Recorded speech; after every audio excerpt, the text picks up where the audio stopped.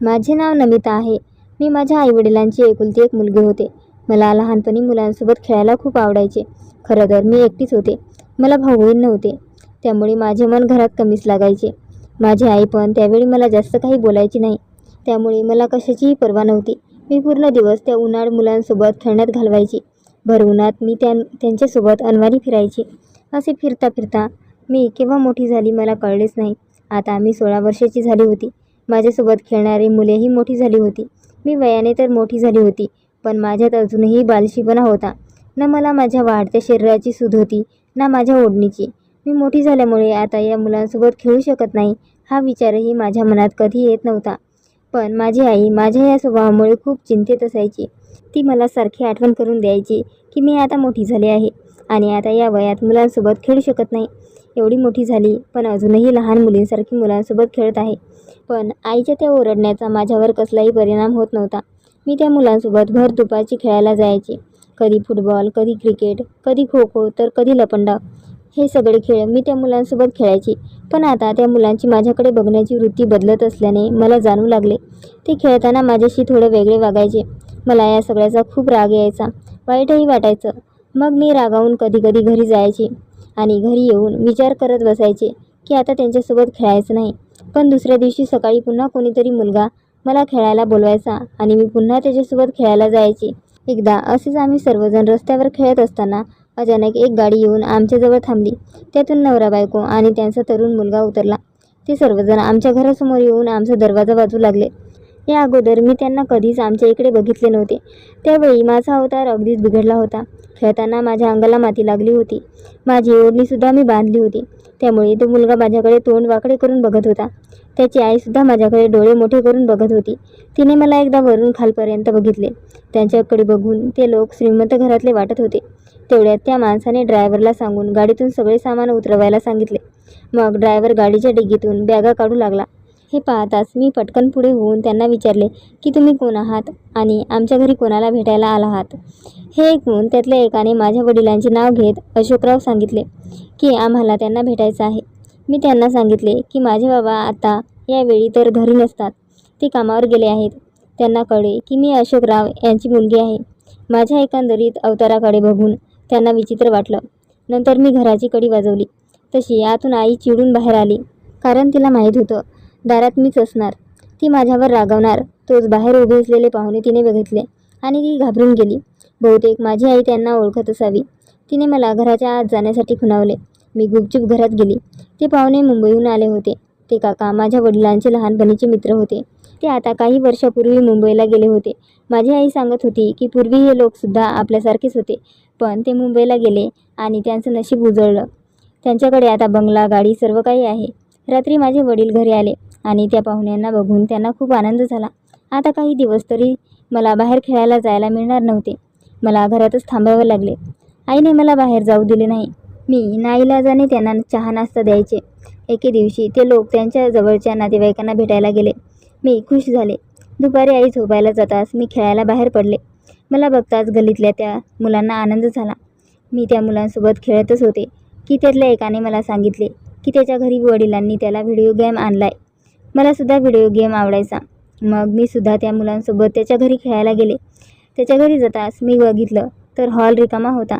तिथे त्याचे आईवडील, भाऊ बहीण कुणीही नव्हते. मी त्या मुलाला विचारले तर त्याने सांगितले की त्याच्या घरातले सर्वजण आज बाहेरगावी गेले आहेत. हे सांगत असताना त्याच्या चेहऱ्यावर वेगळेच भाव उमटले. मी भीतीने तिथून जाण्यासाठी मागे वळले तर दुसऱ्या मुलाला माझा धक्का लागला आणि तिथे अजून एक जण होता. ते तिघेजण माझ्याकडे बघून हसत होते. आता मला पहिल्यांदा इतकी भीती वाटू लागली आणि मला आता एकटीने त्याच्या घरी येण्याचा पश्चाताप होत होता. मी तिथून निघणारच तोच एकाने माझा हात पकडला आणि तो मला खोलीत घेऊन जाऊ लागला. मी त्याच्या तावडीतून सुटण्याचा प्रयत्न करू लागले. मला त्या खोलीत जायचे नव्हते, पण तो मला जबरदस्ती ओढत त्या खोलीत घेऊन गेला.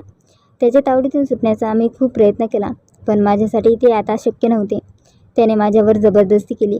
मग तो त्या खोलीतून बाहेर गेला आणि दुसरा मुलगा आला. मग तिसरा. माझे आयुष्य आता बर्बाद झाले होते. माझ्या अंगात आता अजिबात प्राण बाकी नव्हता. मी रडत होते. ते तिघे मला धमकी देत होते की बाहेर कुणाला सांगू नकोस, नाहीतर तुलाच आम्ही बदनाम करू. मला खूप वेदना होत होत्या. मी कशी तरी तिथून निघून माझ्या घराकडे आली. दारात माझी आई उभी होती. माझी अशी अवस्था पाहून धावत येऊन मला तिने जवळ घेत काय झाले म्हणून विचारले. मी तिला काय सांगणार की माझ्यासोबत काय काय झाले आहे ते. तिने मला आत खोलीत नेले आणि विचारले. तेव्हा मी तिला माझ्यासोबत घडलेला तो सर्व प्रकार सांगितला. तिला हे ऐकून धक्काच बसला. ती खाली कोसळली आणि जोरजोरात स्वतःला मारून घेऊन रडू लागली. माझी आई मला ओरडून सांगू लागली की मी तुला किती वेळा सांगितलं की त्या मुलांच्या सोबत खेळत जाऊ नकोस. आताची दुनिया खराब आहे, पण तू माझे एकदाही ऐकले नाहीस. आता जर ही गोष्ट तुझ्या बाबांना समजली तर ते तुलाच नाही तर मला सुद्धा मारून टाकतील. मी रडत रडत हे सर्व काही खाली बघत ऐकत होते. मला कधी स्वप्नातही वाटले नव्हते की अशीही वेळ कधी माझ्यावर येईल. ज्यांच्यासोबत मी लहानपणापासून खेळत होते तेच कधी माझा असा घात करतील असे वाटले नव्हते. माझी आई माझ्या नशिबाला दोष देत रडत होती. तेवढ्या दारात कोणीतरी कडी वाजवली. तशी आई डोळे पुसत मला म्हणाली की खबरदार ही गोष्ट कुणाला सांगितली तर, ही गोष्ट कुणाला सांगू नकोस असे म्हणून ती खोलीतून बाहेर गेली. मी माझ्या आईचं न ऐकून किती मोठी चूक केली होती हे आज मला कळलं होतं. काही दिवस मला खूप त्रास होत होता. मी आजारी पडले. माझे वडील माझी खूप काळजी घ्यायचे. ते मला औषध आणि फळं आणून देत होते. मला मात्र माझीच लाज वाटत होती. मी माझ्या आईचं ऐकलं असतं तर बरं झालं असतं असं आता वाटू लागलं. घरी आलेले पाहुणे अजूनही होतेच. काही दिवसांनी मी ठीक झाले आणि आईला मदत करू लागली. त्या दिवसात पाहुण्यांनी त्यांच्या मुलासाठी माझे स्थळ माझ्या बाबाकडे मागितले. माझे बाबा माझे लग्न आत्ताच करणार नव्हते, कारण त्या पाहुण्यांना हे लग्न आत्ताच करायचे होते. नंतर माझ्या आईने बाबांना तयार केले आणि सांगितले की चांगली स्थळं काही रोज रोज येत नाहीत. मला हे कळल्यावर रडू यायला लागले, कारण मला आताच लग्न करायचं नव्हतं. मला माझ्या आईबाबांना सोडून दूर जायचं नव्हतं. माझ्या आईने माझी समजूत काढत सांगितले की तुझ्यासोबत जे काही घडलंय ते जर समाजात कळलं तर आपली अब्रू तर जाईलच, शिवाय तुझ्यासोबत कोणीही लग्न करणार नाही. त्यामुळे तुला हे लग्न करावेच लागेल. आता माझ्याकडे दुसरा मार्गच नव्हता. मग मी शांतपणे लग्नाला होकार दिला. माझे लग्न त्या मुलाशी झाले. त्याचे नाव नीरज होते. माझ्या वडिलांनी हुंडा म्हणून रोख रक्कम त्यांना दिली आणि सांगितले की या पैशांनी माझ्या मुलीला जे आवडेल ते तिकडे घ्या. मग आम्ही सर्वजण मुंबईला आलो. माझ्यासाठी इथले वातावरण आणि पद्धत सर्व काही नवीन होते. त्यात मला मिळालेल्या जखमेमुळे मला कशातही इंटरेस्ट नव्हता. माझा नवरा नीरजसुद्धा वेगळाच वागायचा. त्याला माझ्यात विशेष असा इंटरेस्ट नव्हता. त्याने पहिल्या रात्रीच मला सांगून टाकले की तू माझी नाही, माझ्या घरातल्यांची पसंत आहेस.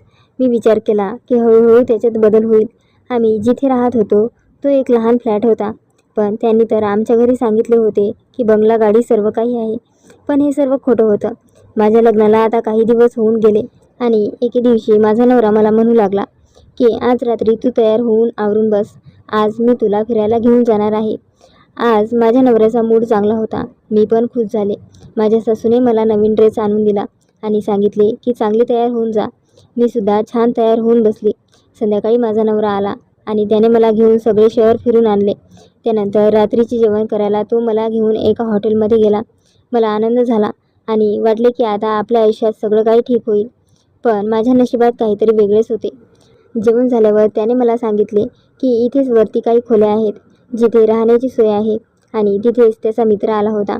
त्याच्याकडे काहीतरी कार आहे असे सांगून मला तो त्या खोलीत घेऊन गेला. नाईलाजाने मी सुद्धा त्याच्यासोबत गेले. माझा नवरा नीरज आज खूपच आनंदात दिसत होता आणि तो आनंद त्याच्या चेहऱ्यावर दिसत होता. मी सुद्धा आता विचार केला की झाले गेले सगळे विसरून आता नवीन सुरुवात करायची. असा विचार करतच मी त्या खोलीच्या बाहेर येऊन उभी राहिली. नीरजने दरवाजा वाजवला तसा एक मुलगा बाहेर आला. तो सडपातळ आणि गोरा होता. तो माझ्या नवऱ्याच्या वयाचाच होता. त्याने मला वरून खालपर्यंत एका वेगळ्याच नजरेने पाहिले आणि तो आत गेला. मला घेऊन माझा नवरा त्या खोलीत गेला. तो मुलगा माझ्याकडे बघत होता. त्याची ती नजर मला विचित्र वाटू लागली. तो मला आरपार बघत होता. असे वाटले की नवऱ्याला घेऊन तिथून निघून जावे. मी नीरजला चिटकून बसले. त्या मुलाची नजर बघून मला माझ्यावर काही महिन्यापूर्वी घडलेली ती घटना आठवू लागली. काही वेळातच त्या माणसाने नीरजच्या समोर नोटाचे बंडल ठेवले आणि दुसऱ्या भाषेत त्याच्याशी काहीतरी बोलला. मला ती भाषा माहीत नव्हती. मला काहीतरी वेगळंच वाटू लागले. नीरज त्या नोटांचे बंडल बघून आनंदी झाला. त्याने ते बंडल उचलले तशी मी त्याला गच्च पकडून उभी राहिली. पण तेवढ्यात त्या मुलाने मला पकडून खेचले आणि म्हणाला की आता नीरजचा आणि तुझा काही संबंध नाही. आता तू माझी आहेस. मी तुला विकत घेतली आहे. हे ऐकून मला धक्का बसला. मी नीरजकडे बघत होते, पण तो मला तिथेच सोडून तिथून जाऊ लागला. मी त्याला विचारले की तू मला एकटीला इथे सोडून कुठे जात आहेस? मी तुझी बायको आहे. तू मला सोडून का जात आहेस? नीरज माझ्याकडे बघत म्हणाला की तुझा आणि माझा आता काही संबंध नाही. मी तुला सोडून देतोय. हे ऐकून जणू माझ्यावर आकाश कोसळले होते. तो मला तिथे सोडून तिथून निघून गेला आणि मी त्या मुलाच्या हातातून माझा हात सोडवण्याचा प्रयत्न करत होते. पहिले तर त्याने मला थांबवण्याचा प्रयत्न केला, पण नंतर त्याने रागात मला कानाखाली मारली आणि मी बेडवर जाऊन पडले. माझे आयुष्य पुन्हा एकदा बर्बाद झाले. नीरज आणि त्याच्या घरचे हेच काम करायचे. ते आपल्या गावात जायचे आणि तिथे सांगायचे की त्यांचा मुंबईत मोठा बंगला, गाडी सर्व काही आहे, त्यांच्याकडे खूप पैसा आहे आणि अशा प्रकारे ते आपल्या बोलण्यातून समोरच्यावर छाप सोडायचे आणि त्यांच्या मुलासोबत मुलींचे लग्न करून ते तिला तिथे मुंबईला आणून विकत होते. माझी आई माझी अब्रू जाऊ नये म्हणून आणि माझे वडील त्यांच्या दोस्तीमुळे त्यांनी माझे लग्न लावून दिले होते. माझे आयुष्य बर्बाद झाले होते. मला आता माझ्या शरीराचा तिरस्कार वाटू लागला. माझ्याकडून आता श्रेयासोबतीचे काम करून घेऊ लागले होते. माझ्यासाठी ही गोष्ट खूपच वेदनादायक होती. दारू आणि सिगरेटचा आम्हाला व्यसन लावले गेले होते. रोज रात्री माझ्यासोबत वाईट काम करत होते. फारच कठीण होते, खास करून माझ्यासारख्या एका मुलीसाठी जिचा जन्म एका चांगल्या घरात झाला होता. मला आता खूप दुःख होत होतं. मला माझे बालपण आठवून खूप रडू यायचं. माझी आई मला नेहमी बाहेर मुलांबरोबर खेळू नकोस म्हणून थांबवायची, पण मी माझ्या आईचं कधीच ऐकत नव्हते. मी घरात एकुलती एक असल्यामुळे प्रत्येक गोष्ट मी हट्टाने मागून आणि म्हणून घ्यायची. माझे वडील माझी कुठलीच गोष्ट कधीच टाळत नसत. माझे वडील माझ्यासाठी माझ्या आईला देखील रागवायचे आणि म्हणायचे, तिला काही बोलायचे नाही, ती माझी मुलगी नाही, मुलगा आहे. माझ्या वडिलांच्या या अशा बोलण्याने मी सुद्धा स्वतःला मुलगी न समजता मुलगा समजत होते. माझे बाबा मला लहान वयात असताना बाहुली न देता बॉल आणून देत होते. त्यामुळे मग मी गल्लीतल्या मुलांसोबत फुटबॉल, क्रिकेट खेळायची. त्यावेळी गल्लीत फक्त मुलेच हे खेळ खेळायचे, पण मला बघून ते मला त्यांच्यासोबत खेळायला घेऊ लागले. पण हे चुकीचं होतं हे कळायला मला खूप उशीर झाला होता. माझ्या आईवडिलांनी घाईघाईत माझे लग्न लावून दिलं, पण त्यांनी थोडी तरी त्या मुलांच्याबद्दल माहिती काढायला पाहिजे होती की खरंच ते सांगतायत ते खरं आहे की खोटं. काहीही झाले तरी मी हे असले जीवन जगू शकत नव्हते. मला त्याची सवय नव्हती. हळूहळू त्यांचा माझ्यावर विश्वास बसू लागला. आता ते मला फक्त हॉटेलचे नाव आणि रूम नंबर सांगत. बाकी पैशाचा व्यवहार ते अगोदरच करायचे. यावेळी मी मुद्दामच हॉटेलकडे न जाता बस पकडून दुसऱ्या ठिकाणी निघाले होते. मला माहीत नव्हते मी कुठे जात होते, पण या नरकातून मला बाहेर पडायचे होते. मी एका ठिकाणी बसमधून उतरले. मी आता विचार केला की कुठल्या तरी घरात काम करून इज्जतीची भाकरी खाईन. मी तिथल्याच एका घराच्या दरवाजाची बेल वाजवली. त्या घरातून एक मुलगा बाहेर आला.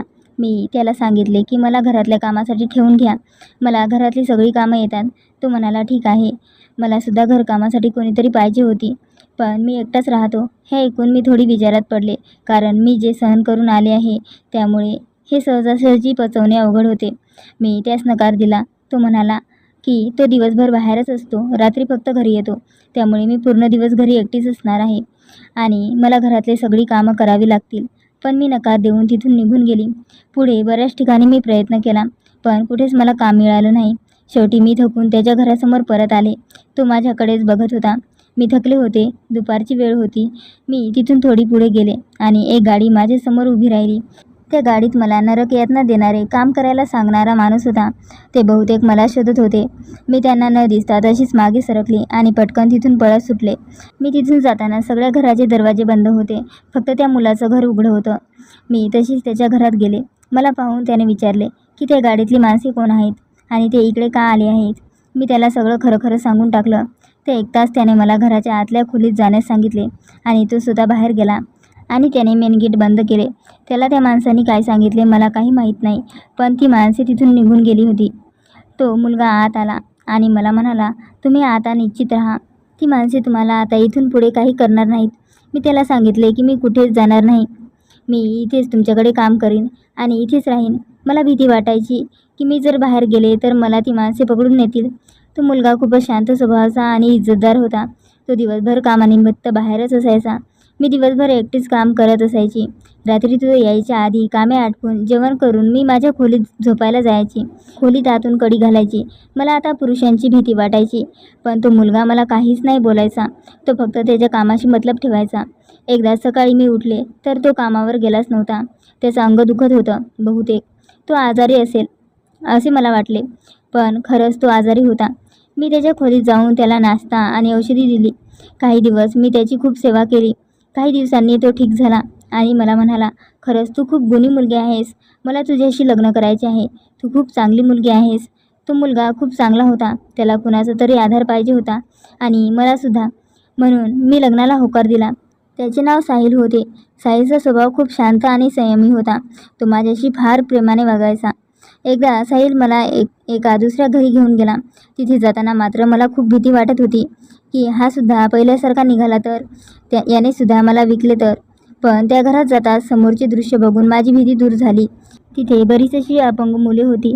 त्यांना पाहून त्याने मला सांगितले की तो सुद्धा एक पोलीस आहे आणि या सर्व मुलांना तो शिक्षण देतो आहे. शिवाय त्याने मला हेही सांगितले की ज्यांनी माझा शरीर विक्री करण्यासाठी वापर केला होता त्या सर्वांना त्याने अटक केली होती. त्याने मला सांगितले की तो या मुलांना शिकून मोठं बनवणार आहे. त्यासाठी तो तिथे यायचा. पुढे जाऊन या मुलांनी कुठल्या तरी रस्त्यावर भीक मागू नये म्हणून आता माझ्या पतीसोबत मी सुद्धा हे काम करू लागले होते. माझ्या आयुष्यातले सगळे दुःख वेदना आता संपले होते. मी माझ्या पतीसोबत म्हणजे साहिलसोबत खूप आनंदी होते. तर मित्रांनो, कशी वाटली आजची कथा? आवडली असेल तर प्लीज लाईक आणि शेअर करा. अशाच नवनवीन कथा ऐकण्यासाठी माझ्या चॅनलला सबस्क्राईब करा.